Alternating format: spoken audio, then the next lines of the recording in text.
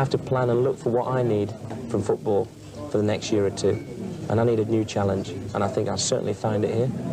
And I think it's a challenge that, given that little bit of luck which everyone needs, it's a challenge that we could turn into an unbelievable success.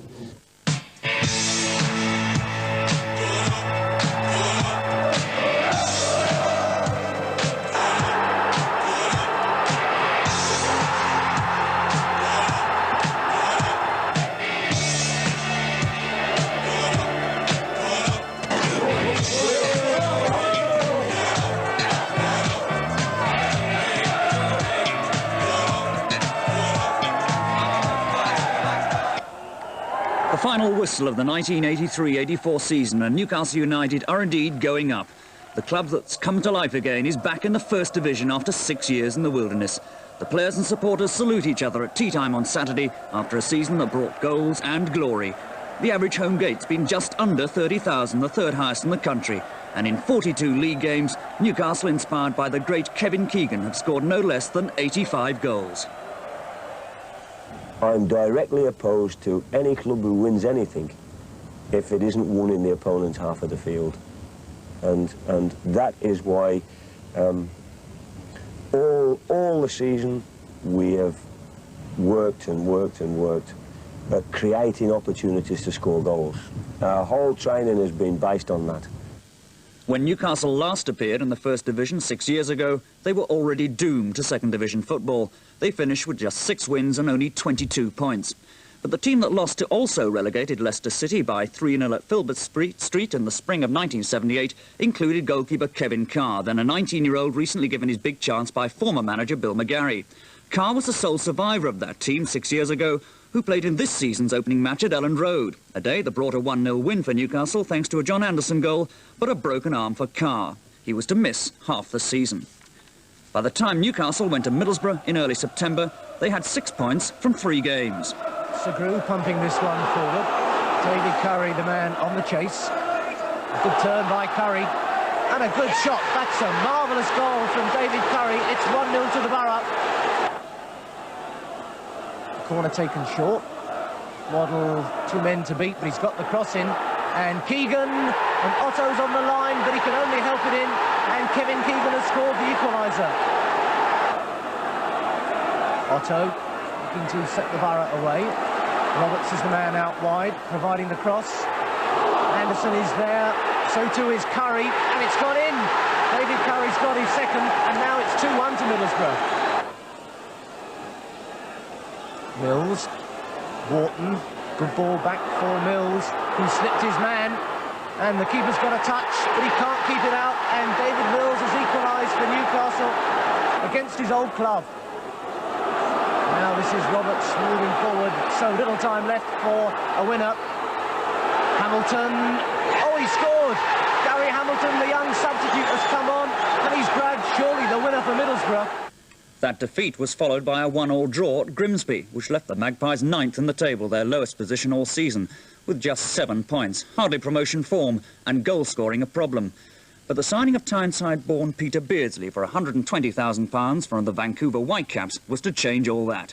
He first came on at Barnsley as substitute for the unlucky Jeff Clark, whose knee injury in Yorkshire that night was to keep him out of the side for almost 4 months. United's trip to Wales in mid-October was to yield 6 points. Playing in their first ever Sunday game, Newcastle went ahead when Kenny Wharton headed in Terry McDermott's free kick, a fine goal which delighted Newcastle supporters who'd stayed the extra 24 hours.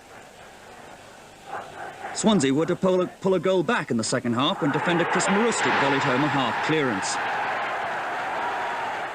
But Newcastle weren't going to settle for a draw. David Mills's fine crossfield pass sent Terry McDermott away down the right. McDermott found Peter Beardsley in the penalty area, Beardsley returned the compliment, and Mills was to meet the cross, which gave United a 2-1 victory. 3 days later at Cardiff, Newcastle again went into a first-half lead. A bit of a scramble in the Cardiff area, and while Terry McDermott appealed for a penalty, Keegan dived to head home. The goal set up a rare away double for United, and in the second half, Peter Beardsley was to score the first of his 20 goals this season, as Newcastle United ran out 2-0 winners. was enough to keep the crowds rolling into St James's Park, even despite the seemingly annual premature exit from the League Cup, this time to 3rd Division Oxford. But on a sunny Saturday afternoon at the end of October, Beardsley, Keegan and Chris Waddle took promotion rivals Manchester City well and truly apart. Andy May then on the ball, but he's let in Waddle here, surely. Great save by Williams, but Beardsley's picked it up. He's round one man, the keeper's struggling. Superbly tucked away by Peter Beardsley, 1-0. McDermott forward, Keegan with a touch, and it's Chris Waddle galloping into space. He's left Kinsey for dead. Now can he find the man to finish it off? Keegan's there, and Keegan has scored. He started it, he's finished it. And this is Beardsley chasing. He's got away from his marker. Slipped it through, Waddle, fine save, Beardsley. He never stopped running, Peter Beardsley, and he got his reward. Waddle now. It's a fine ball through for Beardsley. Could this be the hat-trick? What a superb 3 goals from Peter Beardsley. Every one a gem. Now McDermott to Keegan. A superb crossfield ball there. It's found Waddle. Now Waddle shoots, he scored, Waddle gets his name on the score sheet, and the rout of City is complete. I wanted Peter Beardsley, and I wanted Peter Beardsley because I'd stalked him for a long time. I don't think there's a limit to really what he can achieve, because he's got that unknown quality that sometimes he doesn't even know what he's going to do, so defenders don't know what he's going to do. He's got the ability to score goals, he's got the ability to make goals. I think the sky's the limit for him. Let's talk about Chris Waddle. Yeah, he hates the sight of me, really, because I'm always after him and on his back, yet deep down inside he thinks the world of me. And vice versa, because he's got all those qualities that the public love. Waddle's no good to you if he's not got the ball. So what we try to do is to give him the ball all the while, and then he's got to play, hasn't he? A week after the City win, former Tyneside hero Malcolm MacDonald brought his Fulham side to the North East. 3 more points, but United were to leave it late. Fulham have certainly settled quickly here. And this is Wilson. Oh, and he scored, and that's a goal completely out of the blue from Robert Wilson. And it's certainly stunned the Gallagher end. Now Waddle trying to work the opening. Morton's knocked back. Keegan, what a finish from Kevin Keegan. He absolutely buried that one. Hopkins, the man free here. Davis, he's missed it. Wilson, he hasn't. And that's Fulham back in front, 2-1. Oh, beautifully brought down from Keegan. And a touch through for Mills. And Mills, the substitute, has got the equaliser. Only minutes left. 2-2. Mills now, well into injury time. Beardsley's still going, trying to get the ball in the middle, and Wharton's there, and Wharton has scored. It's 3-2 to Newcastle, well into injury time, and Newcastle surely have grabbed the points. United were right where they wanted to be, second in the table with 29 points on the heels of pace-setters Sheffield Wednesday. But 1 week later, an injury early in the game at Chelsea cost Newcastle the services of midfield man David McCreary. United conceded 4 goals. In another 7 days, Cox's men were out of the top 3. This time, Sheffield Wednesday put 4 past United, and questions were being asked about the defence. Because you get 2 adverse results, and bear in mind we'd beaten good teams here, 3s and 4s and 5s, before those 2 results, you try to brush up the things in your defence which had let you down, and we did that. We brought in Glenn Roeder just a little bit later after that. And the game, David, the game is about scoring goals and trying to concede as few as you possibly can. But in trying not to concede them, you must not ever discontinue your work with forward play, because if you do that, you will empty the grounds. However, Keegan and his men picked up their 5th league win away from home at Brighton a week before Christmas. The defence kept a clean sheet, and Chris Waddle scored his 10th goal of the season to keep Newcastle in the promotion picture. Then came Cox's 2nd major signing. Glenn Roeder, the stylish Queen's Park Rangers defender come midfield player, listened to offers from several First Division clubs. Instead, he chose Newcastle. and began an extended run in the heart of the defence, making the fee of £120,000 look excellent value indeed. But points still weren't easy to come by. The 1-0 win over Barnsley at home gave Newcastle their only 3 points in January. The scorer was Waddle.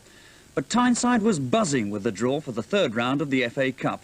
Keegan and company away to the mighty Liverpool. However, the pre-match talk was all about possible strikes in a dispute over cash payments for live Friday night TV coverage. It was all sorted out in time for Newcastle to be played off the park in a 4-0 defeat that raised question marks over United's First Division potential. Kevin Carr and Jeff Clark both returned for their long-term injuries for the match at Crystal Palace. The result, though, a 3-1 defeat. The following week, the newspapers were talking of Kevin Keegan's plans for the end of the season. Would he be going to Portsmouth? He certainly went there on the first Saturday in February and helped himself to 2 goals. And Waddle breaking forward, and Newcastle have 3 against 1 here. The one is Sullivan. The chance for Keegan. The goal for Keegan. Keegan is away here. And Beardsley. Will he walk it in? He does. Peter Beardsley. Beardsley waving Keegan on. Now it's a race on with Tate. And Tate doing some holding, but Keegan's got the strength. And has Beardsley got the finish? 3-1.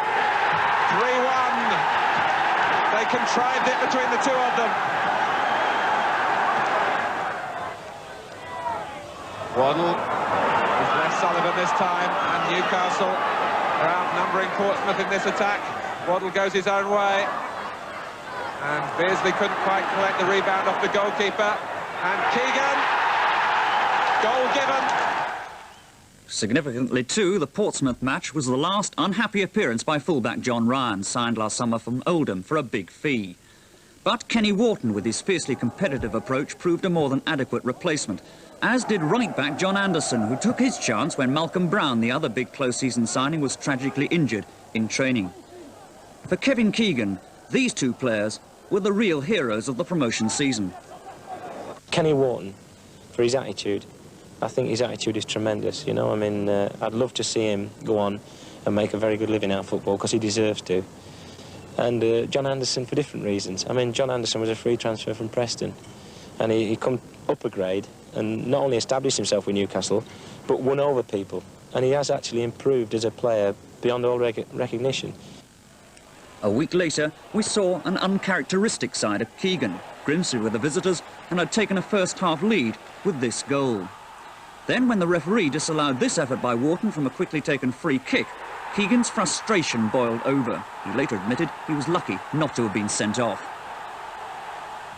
In the middle of the following week, speculation about the Newcastle captain's future was settled. My brother, sister. And I made my mind up about 4 weeks ago. I mean, talked to my family, obviously my wife, really. And I decided that I don't think, honestly, I could justify another year at my age trying to do the things that I could do 5 or 6 years ago. Much as I'd love to, especially for this club. From the day he walked in here, the only thing Kevin Keegan has ever done, by any statement he's ever made or any plans he's made, is to put pressure on himself. All that did was to stimulate everybody at the club, and of course to fire him off as well.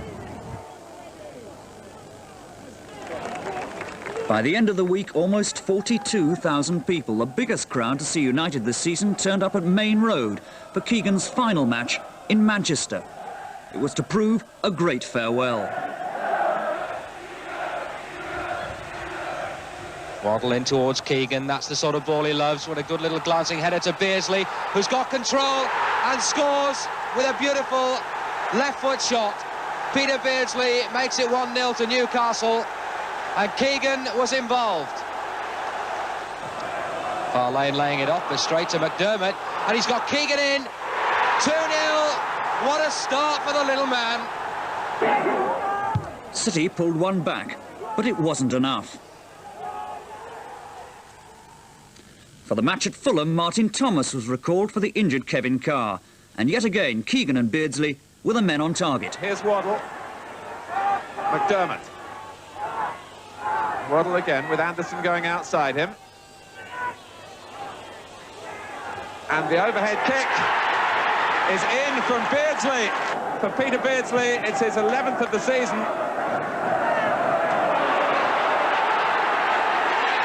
1-1. Peter Scott, right from the kickoff. Gale, in for Davis. Marvellous goal!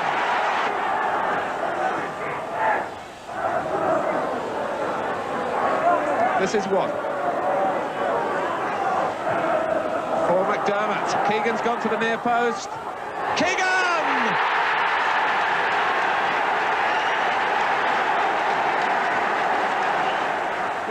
1 week later, and the house full signs were up at St James's Park. Nearly 37,000 to see the match against promotion favourites Chelsea. But the Londoners spoiled the fun when David Speedy shot John Neal's side ahead. But Terry McDermott combined with Keegan to salvage a valuable point. It was a match which again cost the services of central defender Jeff Clark, who suffered a broken nose. By March the 17th, with John Truick successfully re-established in the side, Newcastle sought revenge over Teesside rivals Middlesbrough for that 3-2 defeat 6 months earlier. But they had to come back from an early shock. Alpha Bell. His pace could be a telling factor this afternoon. Sifert Sugruz. And he's away from Roder and Anderson. Goalkeeper Kate Freud, and a goal from Bell. What a start from Middlesbrough. Roder. Beardsley. Beardsley again. Brilliant goal. Well, that's a marvellous goal by Beardsley. Out goes Ward. Dermot. And then for Waddle. The time to set himself up for the shot. Dermot. Brilliant piece of thinking by Terry McDermott. Beardsley, Keegan. Now Truick arriving. Waddle's in the middle. And Keegan! The finish of a master craftsman. The Magpies were now flying high. A point at Shrewsbury, followed by wins over Leeds, Swansea and Charlton, left them in the top three, well clear of the chasers. By this time, David McCreary's true value to the side was becoming very apparent. Constantly chasing and harrying the opposition, he was the anchor man of United's midfield, allowing Truick and McDermott the freedom to go forward. And Terry Mack himself had rediscovered the enthusiasm and form he'd lacked during the first half of the season. The unbeaten March run meant that despite rumours over his future, Cox was named Manager of the Month and picked up his giant bottle of whiskey minutes before the top of the table battle with Sheffield Wednesday. But it was there the celebrations ended. Mel Sterland assessing the possibilities at the throw. Mike Lyons looks to meet it. It might come for Megson. It might come here for Shelton. Gary Shelton. A 1-0 defeat, and for now, the pressure was back on. Spectacular fashion. The Easter weekend came with sunshine and fresh optimism. Truick had scored at Blackburn on Good Friday to pick up a point. And now Carlisle arrived with still an outside chance of going up. But Keegan and former Carlisle pair Peter Beardsley were irrepressible. Anderson on the ball. Forward for Beardsley. And Keegan scores and makes it look so simple. 1-0. Make it hit deep. Beardsley's made the run and picked it up. Keegan bursting through. Waddle. What a neat move. Finished off so crisply there by Chris Waddle. 2-0. So Alan Shoulder with this penalty. And Carr saved it. And Poskett. And Carr saved it again. A marvellous double save back from Kevin Carr. Well, may the crowd applaud. But now it's Waddle breaking for Newcastle. McDermott, Keegan, this is a good move developing. And McDermott again. Beardsley. Keegan's there, and Keegan has scored. That's quite remarkable. Straight from the penalty save, Keegan's made it 3-0. Neil McDonald waiting for someone to make themselves available. It's Kenny Wharton who's making the overlap. Beardsley, still Beardsley. And Peter Beardsley makes it 4-0 to Newcastle with no problems.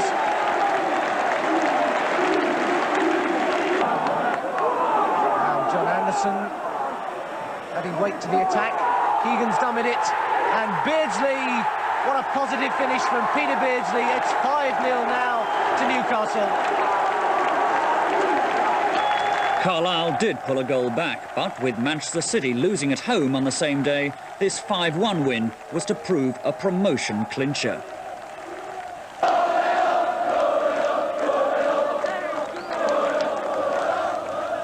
The fans were back in good voice at St James's for the match against Derby County, following a surprising 1-0 defeat at Cambridge, who were already relegated to Division 3. John Truitt returned to the side, and this time there were to be no mistakes in the hunt for the 3 points that would secure promotion.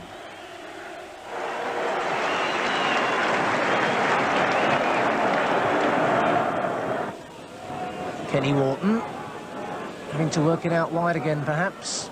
Now Waddle's taken it up. Oh, he's ghosted past defenders there. And Keegan scored. He's got a knock in the process, but that's a priceless first goal for Newcastle. Loader. McCreary, now Beardsley. Neat 1-2 with Keegan. Beardsley still going, great close control. And a really excellent finish there from Peter Beardsley. 2-0 now to Newcastle, they're on their way.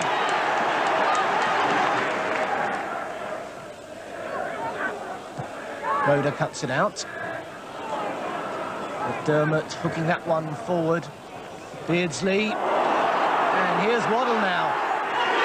And that's another quality piece of finishing. This time it's from Chris Waddle. It's 3-0 now. Keegan. Inch perfect out to John Truitt. He's got plenty of time and space. Can he make the cross really count? Beardsley a little flick. McDermott. Beardsley. And that's 4-0 now to Newcastle.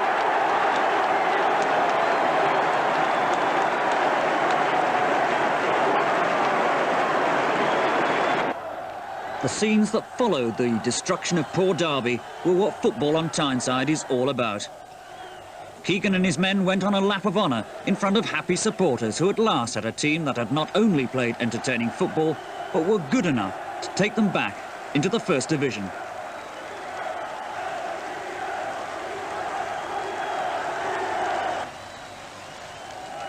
United still weren't mathematically certain of promotion, but nobody believed they wouldn't do it. In any case, a point 2 days later at Huddersfield was confirmation that the 6-year exile in the Second Division was finally over. Back in the dressing room, it was time for the champagne. Mind you, teetotal Arthur Cox isn't quite used to the taste.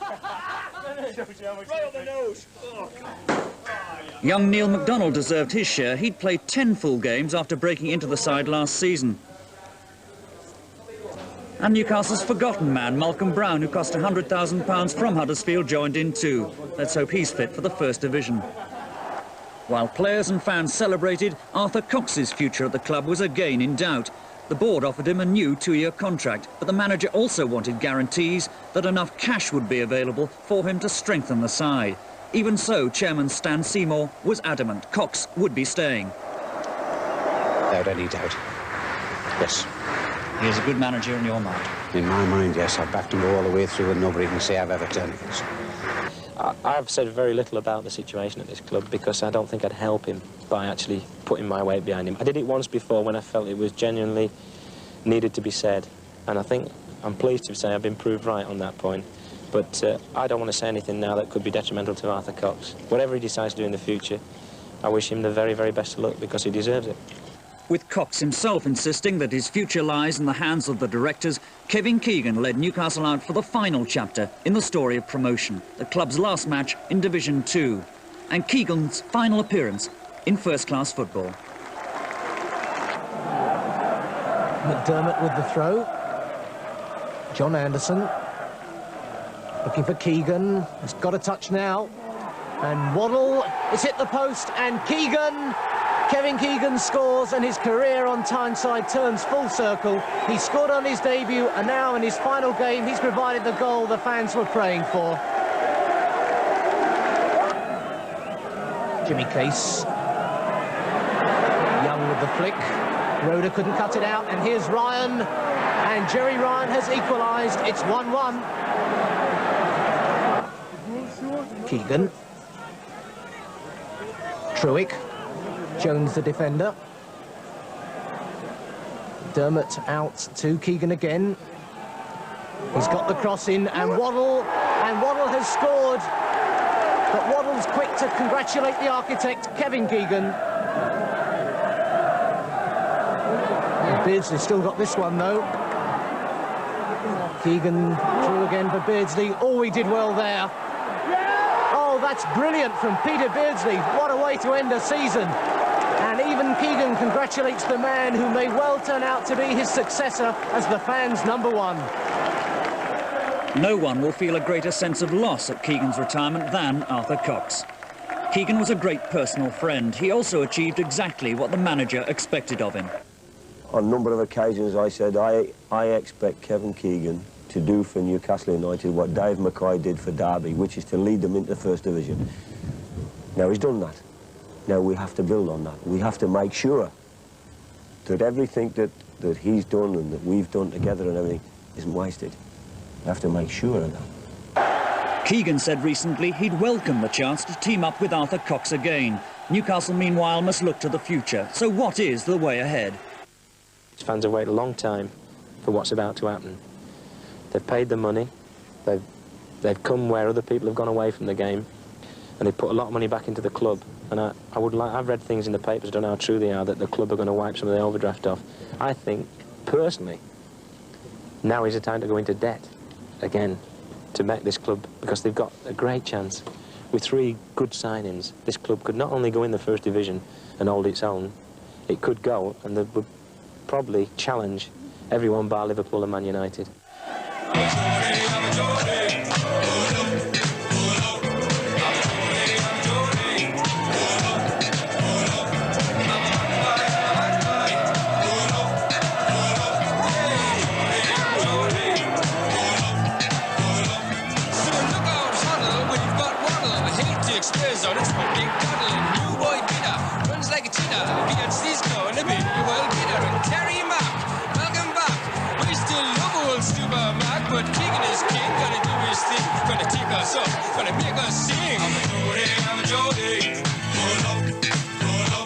It's about standards, really. I don't want my standards to drop. I always said that I would finish at the top. And thank goodness for everyone in this city, I have been able to finish at the top because we're back in the First Division. And you can't get any higher than that in the world than the English First Division.